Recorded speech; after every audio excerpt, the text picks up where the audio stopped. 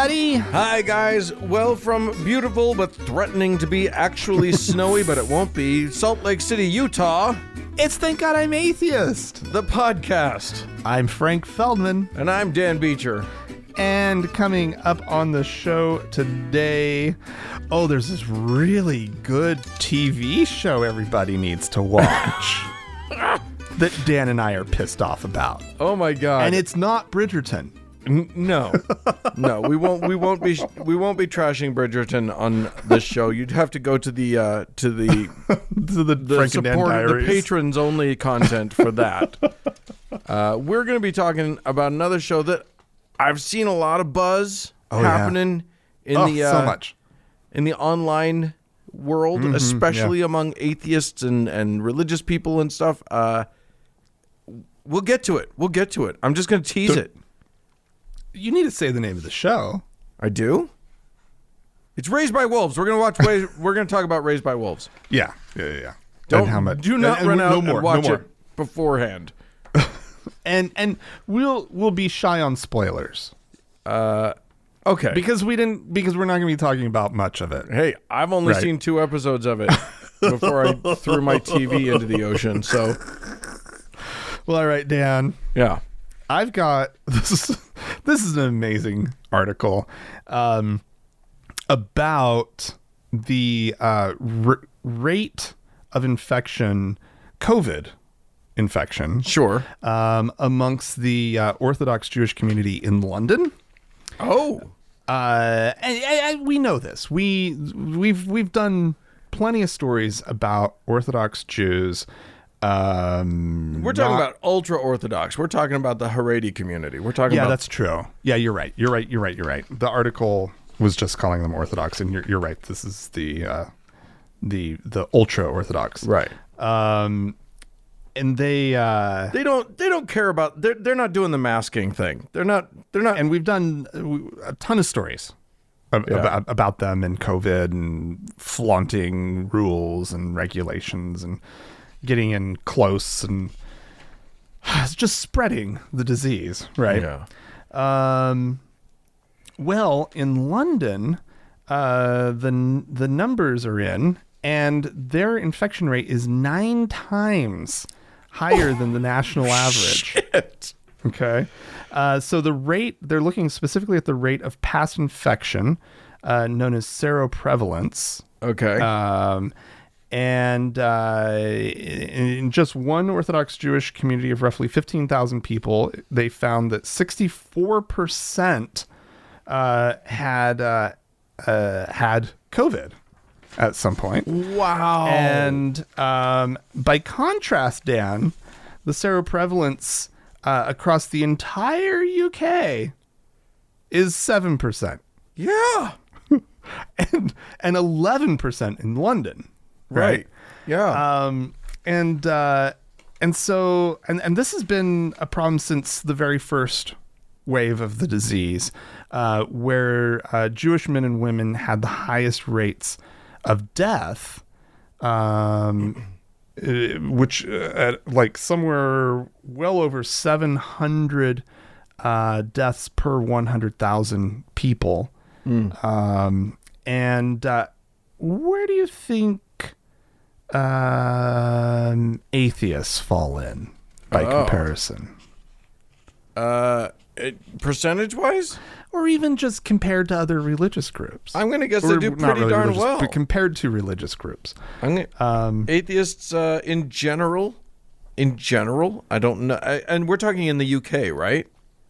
Yeah, it is a British article. Yeah. I would say that atheists are probably holding out all right. Yeah, you're right. As far as any group, belief group, it is the absolute lowest. Yeah, because we actually believe the science. That's kind of our thing. So no surprise there. People are going to get on me at the end of the show. They're going to hear me say that science is our thing, and then at the end of the show, I'm going to say some stuff that they're going to be like, "Hey, what are you?" Anyway, we'll get there. And I guess that number that I said, 700 per 100,000, now that I'm actually looking closer at the graph, that's Jewish men. Jewish women were only about 400 per 100,000. We assume, which is an interesting thing. When we read stories like this, we assume that it's because they all go to giant weddings, packed in shoulder to shoulder, and like cough on each other. Yeah, and that's how these ultra-orthodox Jews are transmitting the virus. But there is another explanation. Yeah, and that is that this virus is anti-Semitic, and I'm not going to hear otherwise. This is a racist virus. This is quite possible an anti-Semitic virus. For the no religion group, about 350 per 100,000 for the men, and about 200 per 100,000 for the women. Hitting men harder. I don't know why. Yeah, what is going on with that? I'm not sure about that. Let me see. Was there anything else in this I really wanted to bring up? No, I just wanted to make fun of the. Make fun of the what, Frank? What were you going to make fun of? The very religious. Yes. Who don't listen to science. Exactly. That's what I'm making fun of. Exactly. All right. Well, I'm going to take us to the internet. Dateline. That's the where internet. we are, Dan. What's that? That's where we are. We're right now in a series of tubes called the internet. It is a place where I don't know if you know this, Frank, but people are sometimes not nice on the internet. In ways that they are, people are not nice in real life, but they're even not nicer oftentimes on the internet. And a recent study came out, and this was a Pew study, and what they were asking about was online harassment. If people had felt like they had been harassed online, and what they had been harassed about. Now, they asked about 6 abusive behaviors, including physical threats, stalking, sustained harassment, sexual harassment, offensive name-calling, or purposeful embarrassment. Now, some of those are more serious than others, I would say. So to equate them would be, in my opinion, wrong. That would be incorrect to equate embarrassment or name-calling with physical threats, stalking, sexual harassment, that sort of thing.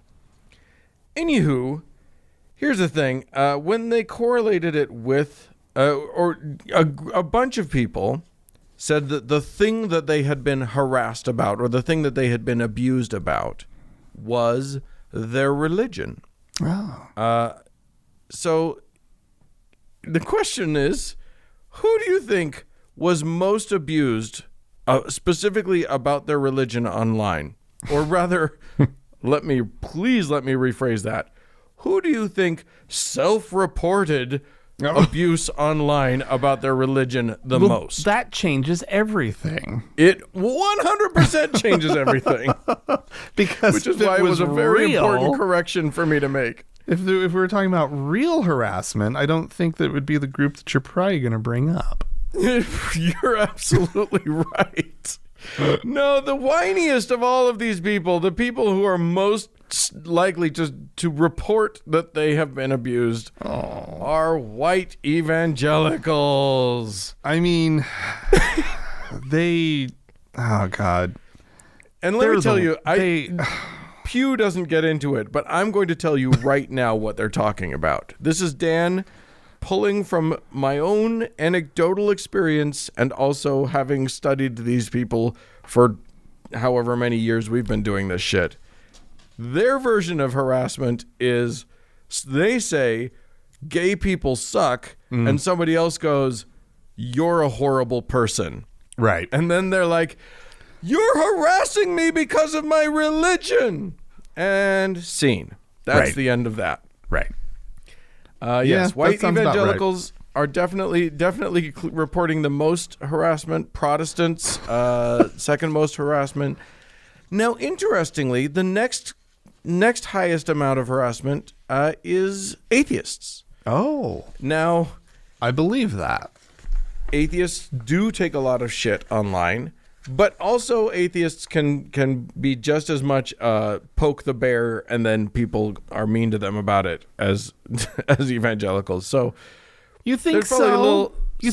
You think we as a community do the same thing that the evangelicals do? Is that what you're saying? No, I don't think that we whine as much. I don't think that we claim harassment as much as they do. Yeah, it's not. It's really just not our thing, right? No, Whereas I will say- legitimately, it's like a tenet of their, religion. Yeah. Yeah, truly, their religion is we are persecuted. Yeah. I don't know if you saw it recently. There was a video that came out from the Ark encounter in Kentucky is the name of the state that the Ark encounter's in. I'm like, Tennessee, no, Arkansas, no. Anywho, they have a little zoo Oh, there. they do? I didn't know Oh, that. yes. Like a Oh, little yes. petting zoo, or like a proper like. I think they have a petting zoo, but then they also have a few animals that you don't get to pet. Oh, yeah. When I was there, the zoo was closed, so that was no fun. Anyway, they have a zoo, and they have a little broadcast, and they were doing a little YouTube video, and of course they're gonna use the zoo as a way to teach the kids about the things. And one of the things that they did was they were talking about sloths. And, the zookeeper's talking first, and she's like talking about, this one goes slow, and that's how sloths do. And then this other voice comes in. He's not in a zookeeper outfit.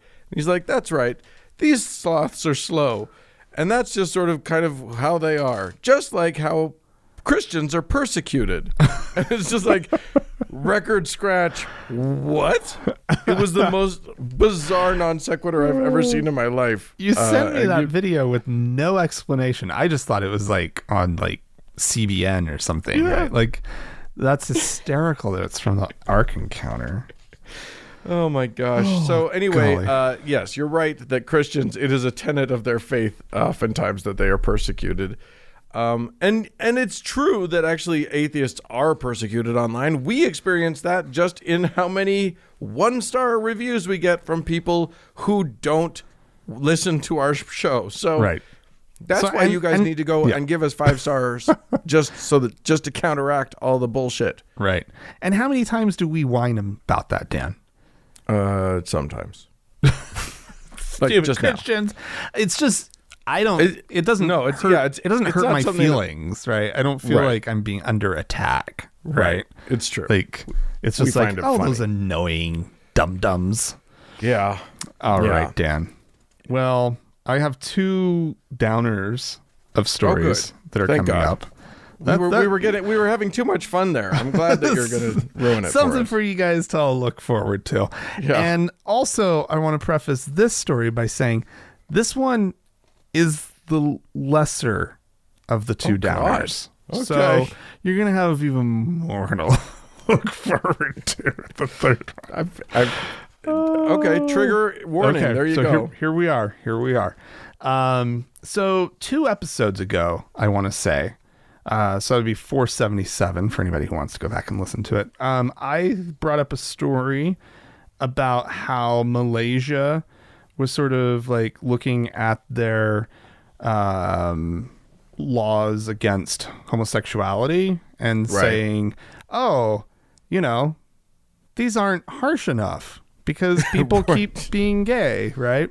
Yeah. And I don't know. I know that on this show, a lot of times we have a way of bringing things up and without like completely making like too much light of it. We sometimes don't really get into like how serious it is.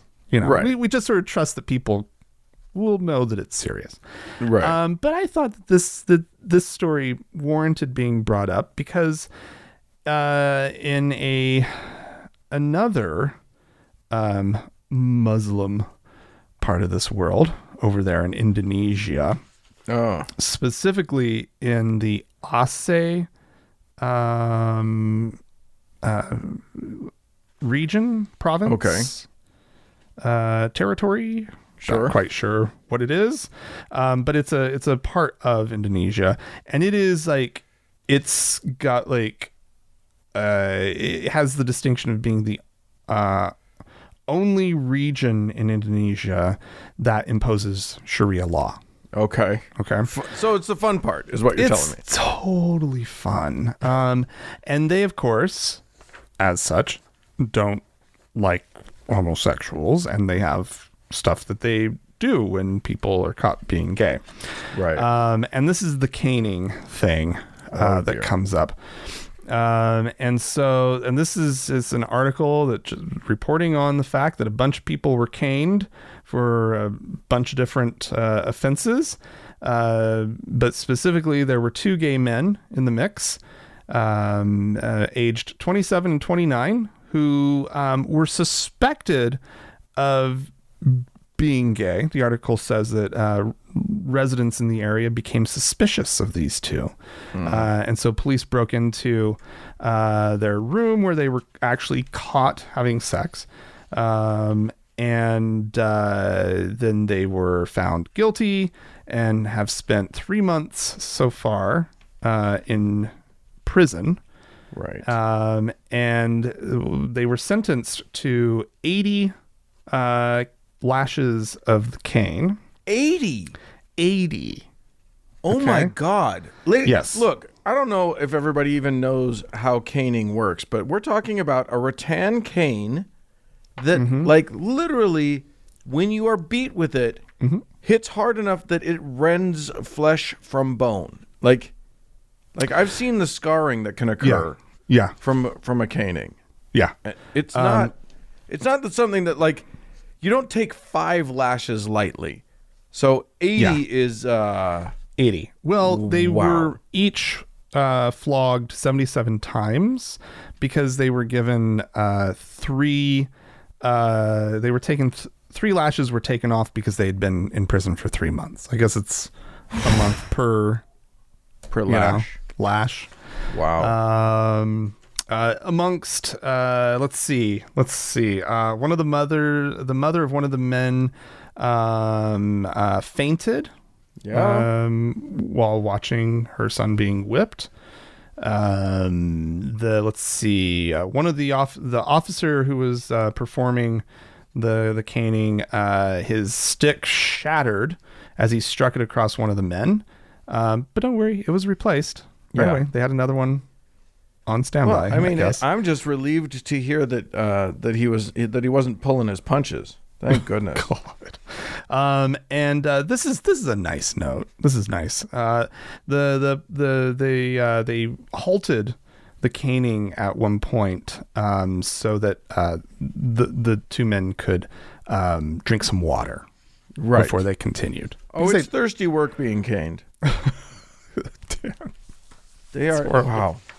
No, this is horrifying, and the reason I'm bringing it up is because lest anybody think that these laws sort of just exist and then people kind of just like they do their thing on the side, right? And people get caught, and it's real. This isn't one of those laws that just has a little wink, like we know it's archaic, but we just haven't gotten rid of it yet or whatever. Yeah.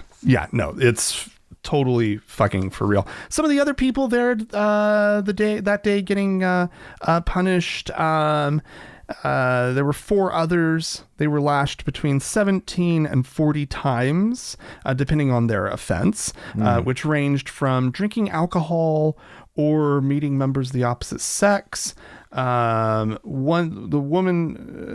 person who was caned 17 times was a woman who was found being with her boyfriend. And when I read that earlier, I was like, oh, they got off easy getting caught, in sex, doing the dirty deed. Right. No, I just read that this time, and I think actually she was just with her boyfriend. Just with him? That's all it says. Ladies and gentlemen, it says listening meeting at members home, of the opposite sex. One of the reasons. Can I just say, what sounds more fun than being a Muslim? Does anything in the world sound like more? Who could possibly have more fun than than the members of Islam, is what I want to ask. Believe me. How they have 1 billion and some odd adherents is unbelievable to me. Yeah. All right. Well, I'm gonna get back to Christianity because they suddenly are seeming a lot less problematic. And the only thing that I'm going to talk about is we've talked about Pastor Rick Warren before. He's pretty big time. He's the big deal at Saddleback Church, which is they have an international organization there. They're big time, and he's in a little bit of hot water. He has issued a grand apology because Saddleback had released a fun video for the kids. You see, it was a delightful little video to try and teach the teachings of the Lord. It was doing it through racism, which is less fun, I think. In this case, what we had was a video of a pastor doing some hilarious humor. Oh, they're good at that. Yeah. That's really that's their wheelhouse is the funny, bringing the funny. And this particular video, which is now taken down, so I have not been able to find a way to view it. But I am assured that one of the main things that it had was this pastor dressed in a kung fu shirt, that would be Chinese, making hiya kung fu sounds. Oh God! And then at one point eating and then spitting out sushi, because Asia is the same. All of Asia equals the same.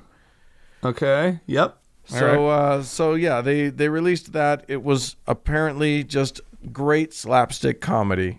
But unfortunately, Pastor Warren had to apologize for it. Now, Rick Warren has gotten in trouble before for hilarity. At one point, Ricky Boy himself released a picture on the website on the Facebook page of a young person in a can-do sort of pose. And was like, this is how all of our ministry are. We're all can-do people. Unfortunately, it was a picture of someone in Chairman Mao's Red Guard, which kind of the equivalent to the Hitler Youth, really. Oh, okay. And he took that one down too, but not before he basically defended it as hilarious and everybody just needs to chill out and get the joke already. They did not. Well, they did not. Wait for next week, Dan, when they release their images of their entire congregation in blackface. Yeah, exactly. That'll be delightful. That'll be fun. You can hear that here first. Lord. Oh, Dan. They just don't get it. No, they don't. Or we don't. We just have no sense of humor. We don't get their sense of humor, you know. That's what problem. it is. Yeah. Oh, God. Which sucks for a show that's supposed to be funny. Somewhat funny. We're not in the comedy section. No. Not like those hilarious Christians are. Anyway, what do you got? I promised a good one. I promised a good one, Dan. Let's just get to it. Let's see. Do I just rip the Band-Aid off? Yeah, just go for it. Okay, I'm just going to read. Basically, I'm going to read the headline. Baby dies in Romania after baptism. Oh my God. How do you kill someone through baptism? Did they drown by immersion, Dan? Oh, Jesus. A baby, a 1.5-month-old baby, in Romania, as I said, was dunked 3 times, because that's how they do it in Romania, apparently. And they don't pause to check for breathing each time? No, the baby had its mouth open and was crying profusely, apparently, as the priest dunked it. Yeah. And first of all, first of all, immersion for an infant? I thought that was the whole reason that like Catholicism just sprinkled a little bit. Yeah. Right? I mean, that's what I always thought, because like, I mean, it's probably what a primary teacher told me at church, right? It's like, well, we don't do sprinkles, we do immersion, so we have to wait till you're old enough, right? Something like that. Yeah, it's probably not the official stance of the Mormons, but anyway, let's see. The church where this happened confirmed that the baby had been totally immersed in water, arguing this is their statement, arguing that baptism is done by the church's ordinances, by the threefold immersion. Right?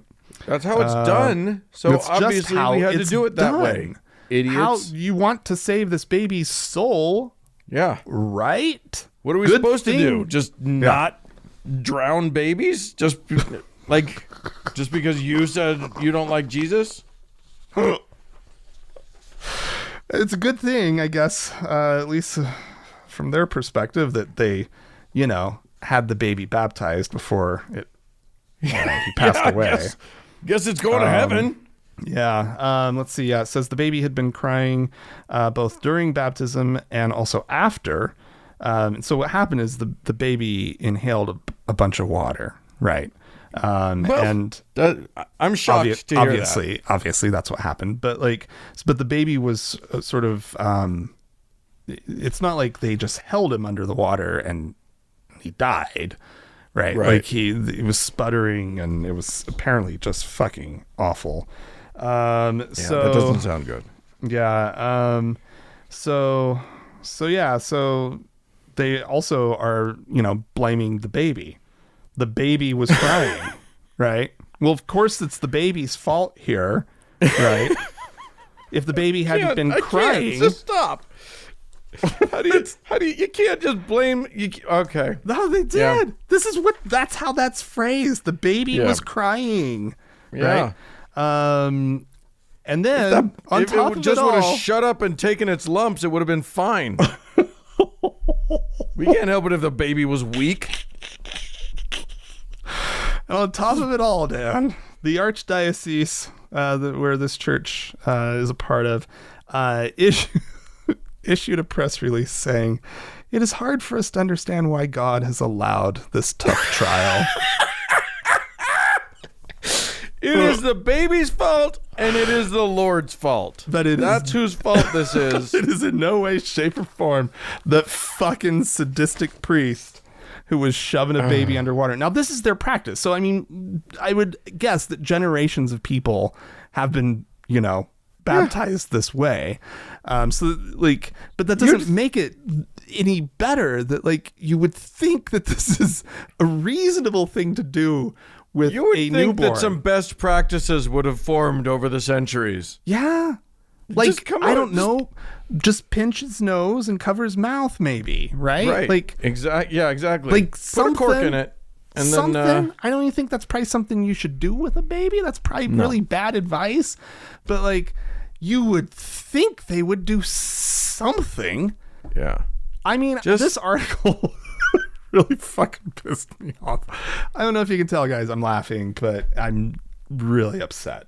Good Lord. It's literally you're waterboarding infants. Yeah. For Jesus. I don't know how you can look at your own religion and go, yeah, this seems right. This seems right. Oh, well, I'm gonna close things out in Madison, Wisconsin, where the Diocese of Madison has parted ways with one of their priests. John Zulsdorf is no longer associating with the Diocese of Madison. Now, they have not claimed that there's a huge... Well, okay, there is a reason for it. He went a little unorthodox, not a lot, just a little, and did an exorcism. Now, exorcisms are normal in the world of Catholicism, which is alarming enough on its face. Yeah. I don't know if anybody's ever watched video of an exorcism. We talked about it with Andrew Gold around Halloween time because it's spooky.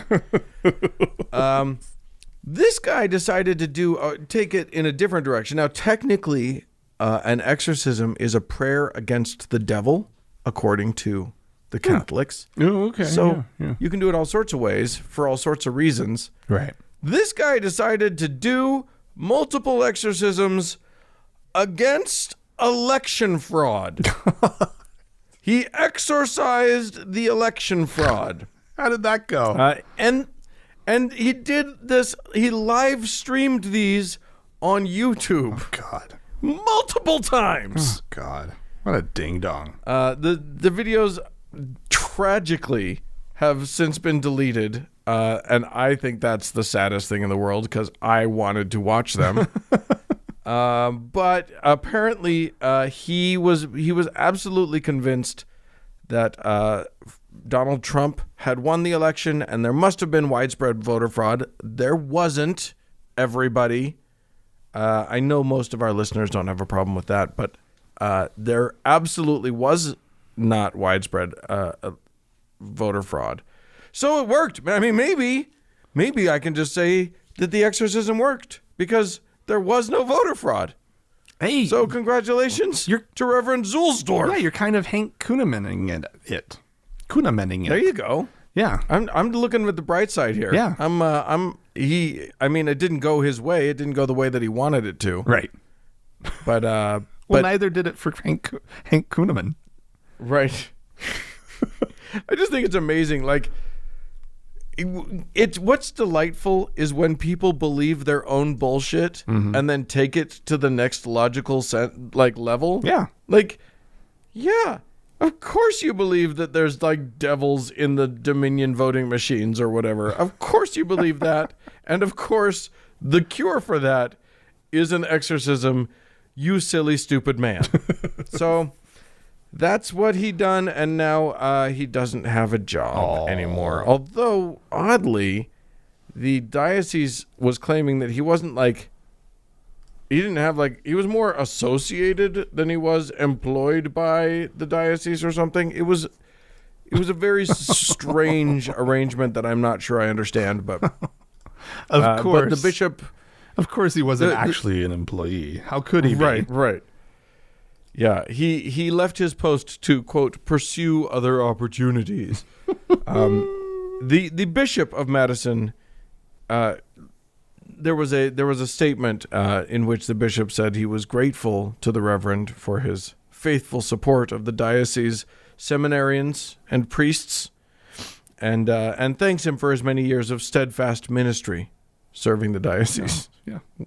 Wishes him well. Sure, But heck of a fella. Yeah. That guy. He was a little too cuckoo bananas even for the Catholics. So that's kind of fun. Anyway, listen, if you have a good recipe for cuckoo bananas, please send it in to us, podcast@thankgodimatheist.com. Or call and leave us a voicemail message. The telephone number is 424-666-8442. Stick around. There is more show coming up.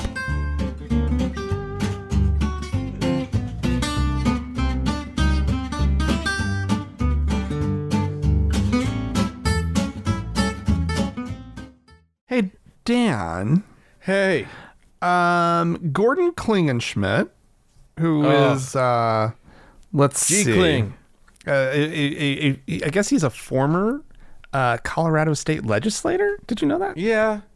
Now he just does he just does a ministry and walks around looking like a bunch of sort of gelatinous goo is trying to force its way out of a turtleneck. So basically, he's still a state legislator.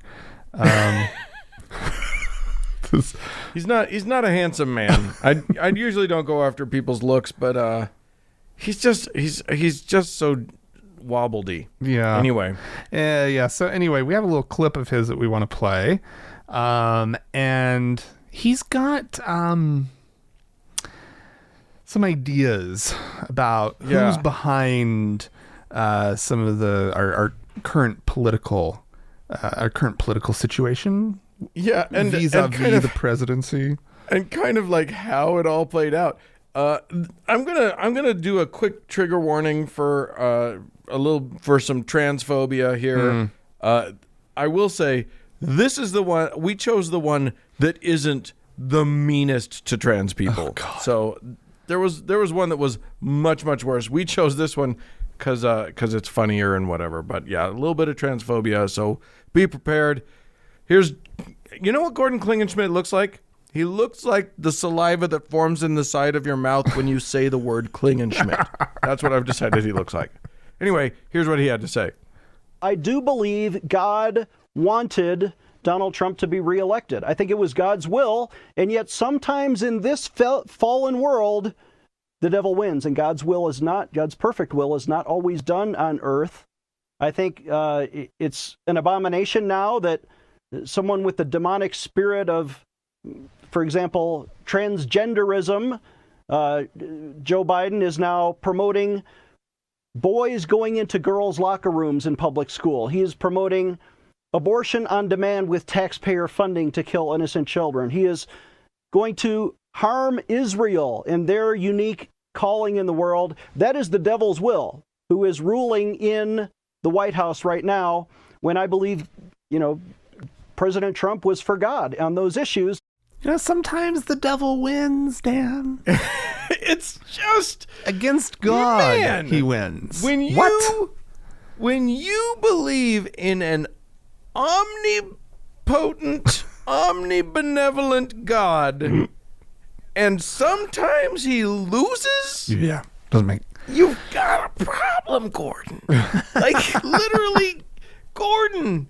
You're so close to figuring it out. You're like right there. You said God's perfect will, and we know. Oh my God. Yep. Just what an idiot. What a delightful little maroon he is. Really? That's what I'm going for. Oh, what a maroon. What was that? Where did I get that? I have no idea. It must be Bugs Bunny. Anyway, we had some lovely people who aren't maroons write into us, so I thought we'd read from that right now. Gavin, who I take to be a young person, wrote into us to say, I think it could be beneficial to have another platform like the Members Only Lounge for some of the younger listeners.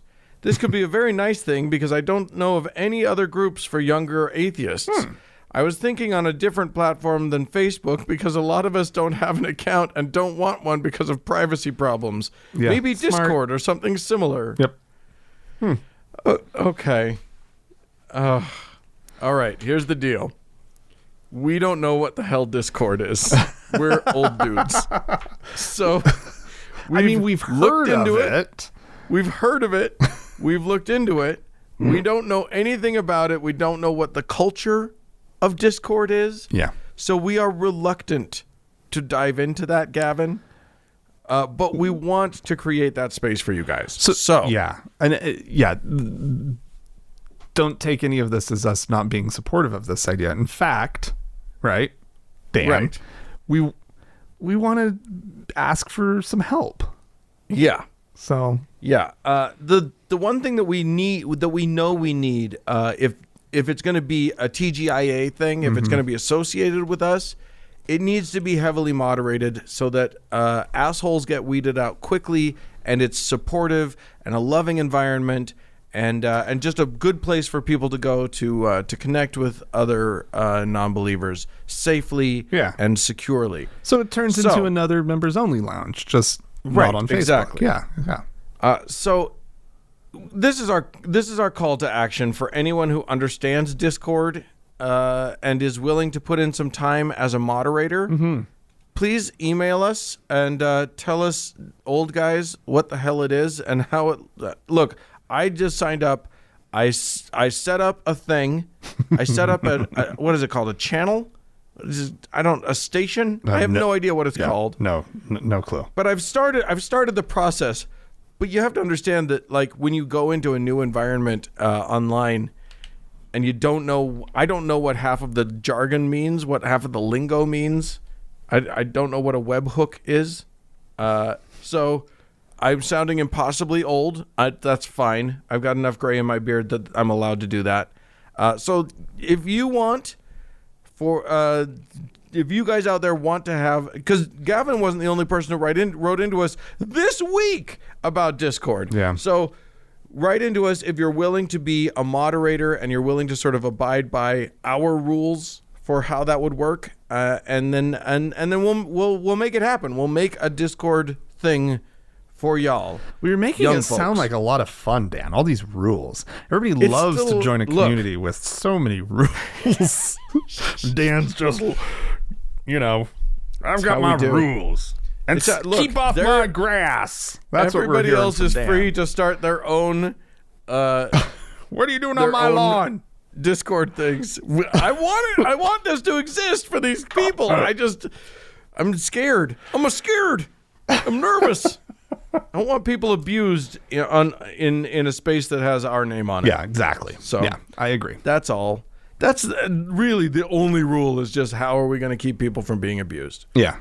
Anyway, there you go. John wrote into us. Good afternoon, John writes. I recently started listening to your podcast and have really have enjoyed the ones I've listened to so far. One of the things I'm curious about is your take on atheist representation in society today.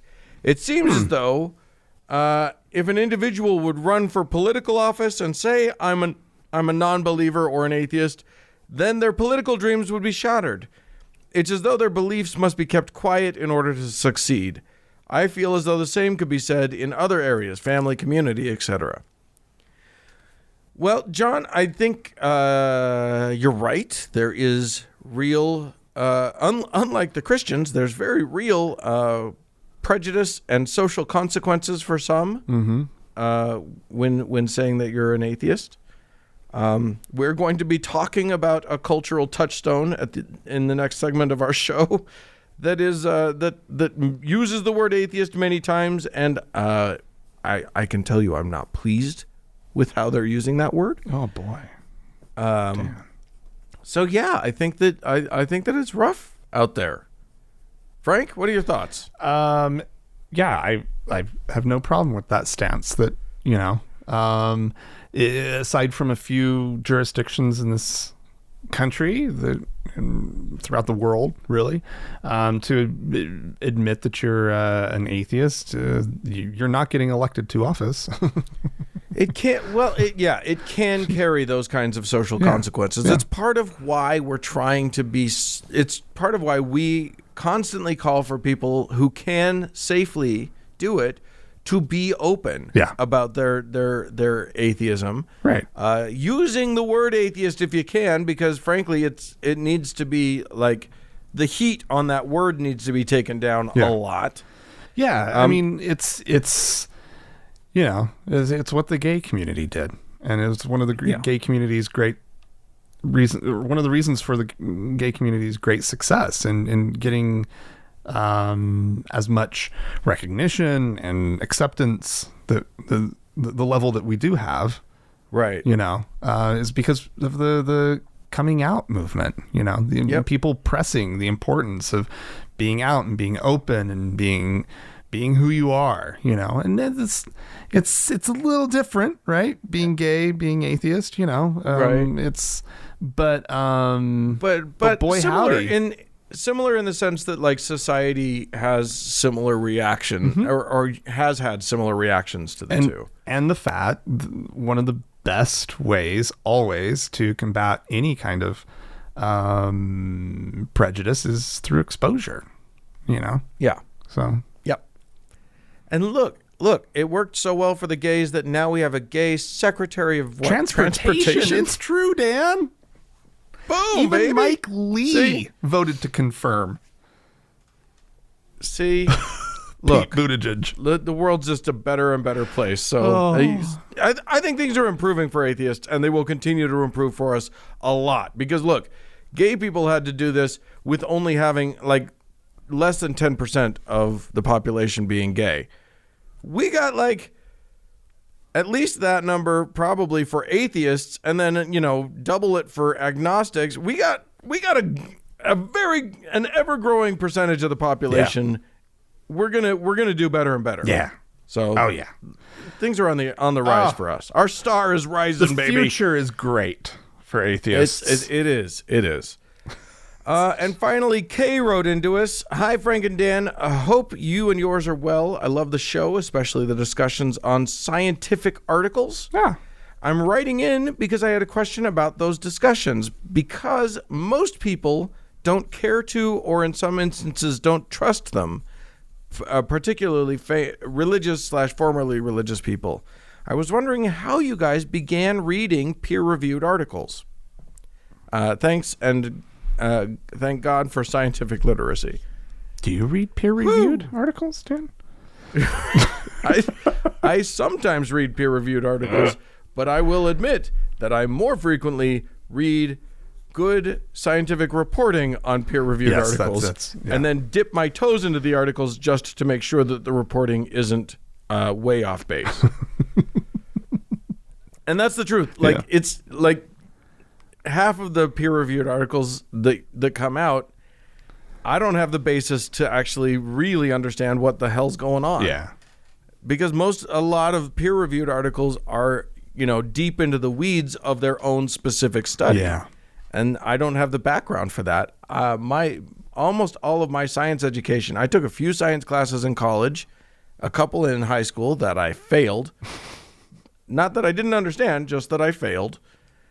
But yeah, I mean, you have to study science to be scientifically literate. Yeah. You have to actually do some actual study. You have to be educated. Yeah. And you can educate yourself to some extent. But yeah, scientific literacy is something that it's not inherent. And that's part of the problem in our society right now, is that people think they're as good as scientists. And they're not. Having no scientific literacy at all. Yeah. But I do think that it is incumbent on us, if we are going to comment at all on scientific questions, like whether a vaccine is safe or whether, how something works, you gotta make yourself somewhat literate. You gotta study it. You gotta study what science is, what the scientific method is all about. If you don't know how double blinding works, you're not going to be you're disqualified from talking about scientific studies. I think you are. I think. Well, I mean, I think you are at very least disqualified from refuting scientific studies. Well, you can say, "Oh, well, the science says this," and if you have a good sense of what the larger scientific community has decided on a certain thing, you can just agree with them. But you certainly can't. But nobody can refute science if they don't understand science. That's what I'm getting. Aha. Anyway, there's that. Now, do we have some people to thank? Dan, yes, we do. I'm as confused as anybody about what we're doing with the thanking thing. I admit, Dan, I'm still mildly confused. But we do have some people to thank this week. And it's Great. a handful because we kind of let a few build up over the course of a couple weeks. No, this is just 1 week's worth. Don't believe him. This is Dan. Let's see. We have 3 new deacons to thank. We have Mark, Ooh. Carrie, and S. So thank you. Great. To the 3 Thank of you so much. Amazing. We have 2 new teachers to thank. Paul and Jonathan.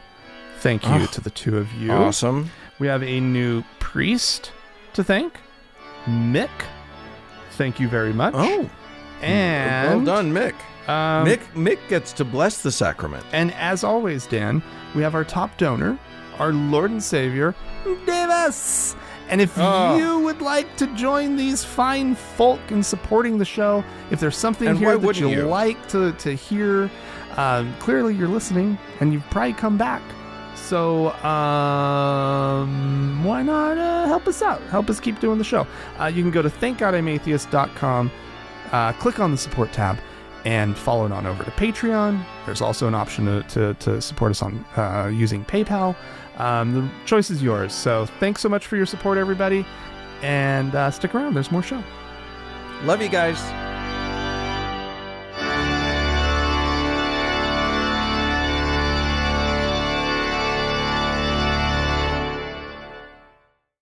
Hey, Dan. Hey. I have a new favorite TV show, Dan. I love it so much. Oh, I'm excited. It's called Raised by Wolves.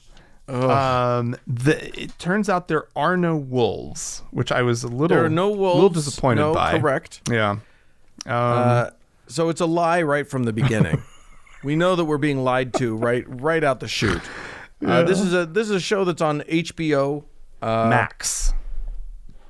Yes. HBO Max.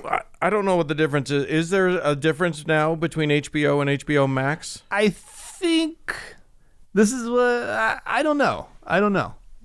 There seems to be some difference. Some things are HBO Max and some things are HBO. I'm confused. Okay, so this is on HBO Max, which means it's low rent bullshit. I think that's exactly what it means. But it's a series that was created by a guy named Aaron Guzikowski. And I started to hear mumblings about this from other atheists online and whatever. That they liked and it? People saying, hey, do you like this? Are we okay with this? How do we feel about this? Okay. So I watched an episode and then under duress, I watched a second episode. No. And then I shot my TV with a shotgun. Because it's maybe not the best reaction you could have had. How dare you? This is none of your business how I react to my thing. I go through TVs a lot. Anyway, listen.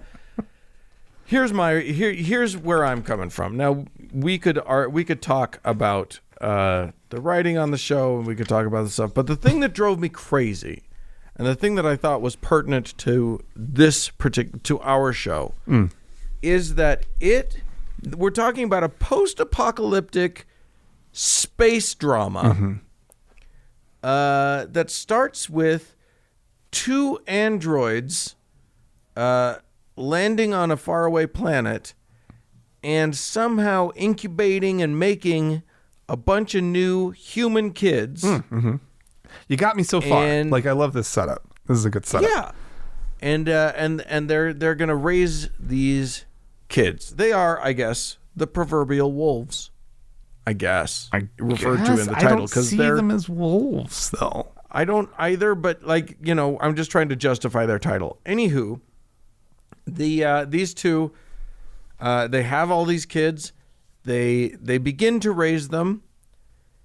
And one of the things that they teach these kids is about the recent history of humanity, which goes like something along the lines of, there was a big war on Earth, and it was largely atheists against believers. And the androids are teaching the kids, we're atheists. We don't believe in a God. We believe in science, and that's all we believe in. And the believers are bad. Well, because the believers were trying to kill them. And that's where my hackles got up. Uh-oh. And then because I smelled something coming down the pike that was not good. And it came all the way down the pike and directly into my nose. So here's the problem. My take on this, my hot take on Raised by Wolves, is that it sets up... Look, everything about how they represented atheists rang so false to me. It was just exactly how a Christian would talk about atheists, which is they're the same as we are, but instead of God, their God is science. Right. And that's not who we are. That's not how we think. It's nothing like only the religious people think in these black and white, us versus them terms. Yeah, I don't know though, but isn't there something that maybe if, let's say, the numbers of atheists continue to grow like we expect them to, right? And because this is supposed to be in the future, right? Sure. And the Christians just won't let well enough alone, let's say, right? And they just keep harassing us, and then they start attacking and factions form, right? Now it is weird that it would be the atheists versus the believers. That's weird. But I mean, couldn't you argue, Dan, that like the atheists were just defending themselves against isn't that a possible take on who these horrible Christians were, or not Christians, believers, because they turn out to definitely not be Christians. Right. Yeah. They're so very different than Christians. And it's the worst made up religion that you could ever like come up with. It really is. It's such a bad made up So religion. Dan, okay. Mild spoiler alert. If you're going to watch this horrible show, right? Oh, you'll be fine. You'll be fine. Just throw out the spoilers. Who the fuck cares? Spoilers are not that bad. It doesn't ruin it for anybody. Did you see Mother? I think isn't that what they're calling her, the female? Yeah, android? Mother and Father are the names of the two androids that start this whole thing. Did you see Mother do her little magic trick yet? Oh yeah. Oh, that's by the end of the second episode? Oh yeah. Yeah, she's really deep into it. Yeah, she's weird. I don't like her. She just screams and people's heads explode. I mean, that's a little much. It turns out she's a war bot that's just been sort of retooled to be mom bot. So great. But okay. Do you know the secret about whose war bot she is? No, I don't care. Oh God, Dan, it's so good. Here, the point I'm trying to really hit on is that we are not them. Like they set this entire setup acts like a war between two competing religions. Right. It's got that smell, it's got that feel, and there's ample precedent for that in the real world. Like plenty of time, throughout recorded human history, it's all just one religion beating up another religion and everybody fighting each other over my God is bigger than your God. Well, I mean, Dan, you say that like there's essentially setting up sort of a straw man atheism, right? Exactly. But I can't believe you're fighting me on this. How dare you? No, I'm just playing devil's advocate here, right? Okay. Sure. It's not like these believers are painted with, the finest of detail. No. They are very one-dimensional in sort of how strident and uncomplicated they are, right? Like they're these horrible representations of what believers can be like, right? Agreed. I'm not saying that all believers are like these wonderful, great people that I, want to hang out with, but like, I think you're right. But I think that the fact that both sides are portrayed badly really doesn't make it any better. No. I'm just saying that I think that while it is a bad portrayal of atheists and atheism, I think that it is an equally bad portrayal of what belief is, right? And what religion is.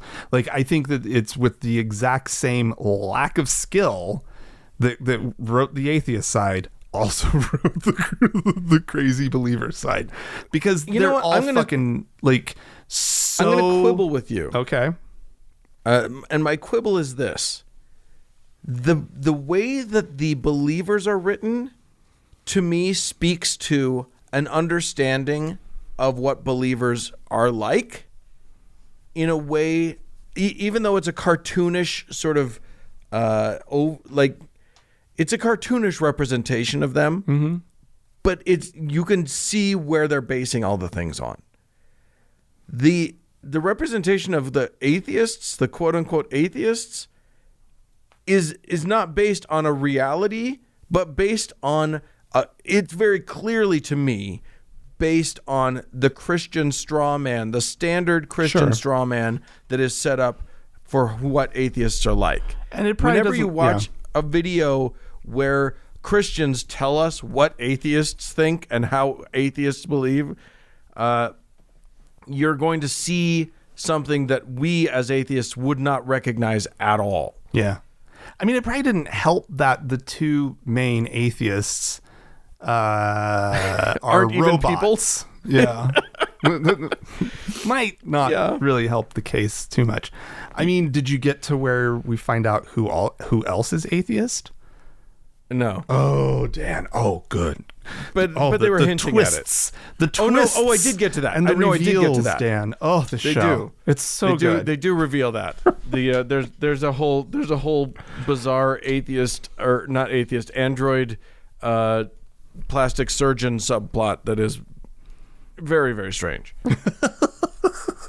Well, boy, the second episode really gets pretty far. Yeah, it does. The it doesn't help also that like one of the human atheists goes crazy and ends up thinking he's a prophet. Yeah. And you didn't get to that, right? No. Yeah. No, I haven't gotten to that. Yeah. Though I mean, it tracks. I don't disagree with you that it's a terrible representation and that it is everyone out there, like if you've seen this show, you know how the first season ends, right? Like if you got through it, right? If you got that far, you know, it's so bad. And I was so angry. I mean, Dave and I were screaming about how bad it was. Like I will in total, like, here comes a spoiler. It involves an alien snake baby and flying through the center of the planet. I don't even need to give you more details. It's horrible. Yeah, you were telling me about that, and I was just like, oh, so they've never actually heard of gravity then.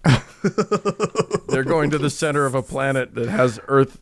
Well, it's basically Earth grav. Yes, but it's a magic snake that can fly through, Dan. It's magic. And it's a spaceship, Dan. Okay. They fly through. Of course it can fly through.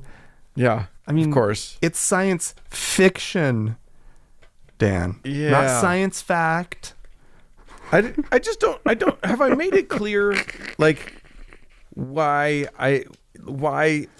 atheists who love science aren't the equivalent to Christians who love Jesus? Now, why is that?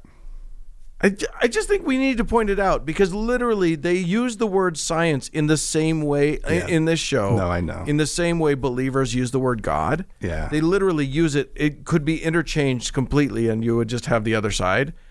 And it doesn't take into account the fact that, like, the whole point of our side is that once we get better information, we go with it. Yeah. So science isn't our big thing. Just trying to understand the universe is our big thing. And if we came up with a better way of understanding the universe than science, we'd all just be like, okay, bye-bye science. We're done. Yeah. Let's do this thing now. Yeah. Like, literally, that's our thing. Our thing is not about, like, a dogma that has to do with science. And that's what drives me crazy, is that they present it as both sides are equally dogmatic, just about different things. Yeah. See, I thought... So there you go. Yeah. I thought early in the summer, Dan, that you were a big fan of the show because you cut your hair just like the main characters. Yeah. I was like, go back to Dan's. that. I liked that haircut. It was kind of a mullet with shaved sides and stuff. I don't know. It's COVID. You can do whatever you want, everybody. shave your armpit hair into a mohawk just for fun. Ooh, golly. All right. Well, if you want to yell at us about Raised by Wolves and tell us that we're stupid and it's brilliant, please feel free to do so. Podcast at thankgodimatheist.com. Or call and leave us a voicemail message. The telephone number is 424-666-8442. Go to the Facebook page, facebook.com/TGIAtheist, and click the like button. We will not be inviting you to a Discord thing yet, but, maybe coming up. And if you'd like to check out the members only lounge over on Facebook, go to thankgodimatheist.com/members only. It's the best way to find it. Yeah. Hey, thanks so much to Red Rock Hot Club for their use of their brilliant music. And thanks to Gordon Johnston for the use of his music. And thanks to all of you for tuning in. We sure do appreciate you. Bye-bye.